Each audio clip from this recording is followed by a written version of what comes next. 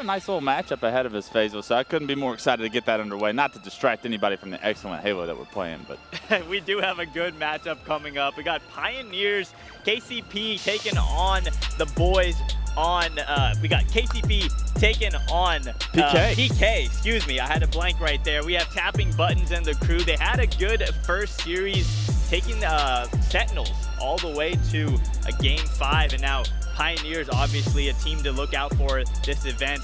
Looking at the series score here, West, we got CTF on Bazaar to start things off, Slayer, Aquarius, and Oddball Streets. And if we get there, Strongholds, Recharge, and then finishing it off once again on Streets with that performance Slayer. On Street Slayer. So hopefully we can have this series go the distance and the Knights can push the Pioneers to the brink of elimination here. As we get into gameplay, though, it's going to be up to Talik to start this one off right for the Pioneer boys, and he does just that, finds the kill top rocket. And Druck with some good shots, taking down Bullet, and to your point, Clutch, Drift with already 11 kills on the board. Him and Tapping Buttons are really going to need to lead the charge here for PK of the map, trying to get some aggression going over to the side of PK. Gets a kill in the tree, looking for the double kill here on the bottom tree player. Nice shots, taking down Atso, almost a triple kill, but does get the kill cleaned up, and 3 members fall. Rockets get taken down. So if you're PK there, you had Overshield, you had Rockets, and you give up both, and then the other team gets the flat cap, right? So a bit of a collapse there for PK. The tough part is Overshield doesn't technically create that power curve that you're so used to in Halo, right? It's a fairly weaker Overshield in Halo Infinite as of right now, and because of it, prioritizing the Overshield over the Rockets is almost a questionable decision from PK. You want those Rockets because you can easily take down an Overshield player with the Rockets. You cannot say the same for an Overshield player against Rockets. So you see how that's benefited the Pioneers up in here. They're still fairly new in their careers on land. They're starting to show some veteran qualities of their own. Buttons with some nice shots, taking out Soulstein, marking in that locker. The new feature, of course, the Halo Infinite, you're allowed to mark where the opponents are, where you want your teammates to take a look. A nice double kill teammates, and if they're controlling the camos, it's going to be a tough team to beat, as Talik does have that camouflage, putting down some damage. Druck runs into a couple players, not so able to take him out. Talik still with the camo in hand, trying to pick up the first kill of the game, but not able to. Gets to secure a few kills, especially the one on the camo player onto Talik. And now look at them using this teamwork to clear out a couple players in this closet. And now all of a sudden the Knights. 3 members fall though for Knights. Tapping Buttons, the last player, able to get 1. Can he get 2? Tapping Buttons with the reversal.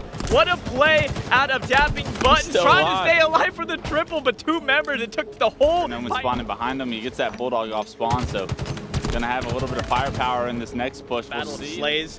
As you see, Soul Snipe get a kill. Drift able to trade it out right there. So a couple kills back and forth for both teams. Anyone's possession just yet. That ball eventually will reset, unfortunately.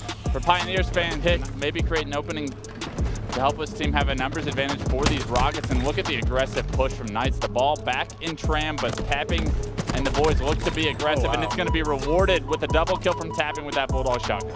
On board with Talik right now, doing some damage. Bottom middle, almost gets that 3 shot, but barely misses that final headshot. Nice double kill out of Manny, and Soul Snipe gets a kill of his own. So what is that? I think that's 3 members drop for Knights, and that 4th member in PD putting some heavy damage on Soul Snipe. A great job rotating that ball.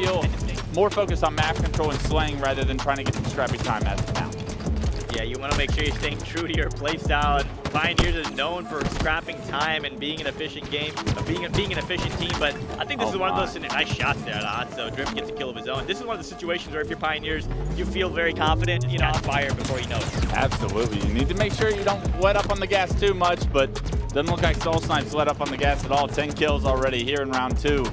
As he almost has round number 2 of Oddball, and if you're Pioneers, you're feeling good right about now. It's a little bit of a blunder there, right? The Knights had what looked to be like a complete setup. They started to push Tram, and because of it, he now may have an opportunity to stay alive for his team to coming off respawn. Yeah, and a fantastic rotation there out of this Knight squad, doing everything in their power to stay alive in this series, going up against a juggernaut like Pioneers. But going to be traded out, and nobody is going to be in a position to stop this ball carrier from getting this last point. And that's going to do it for not only our Game 3, but our series. The Pioneers have taken down PK in dominant fashion, 3-0.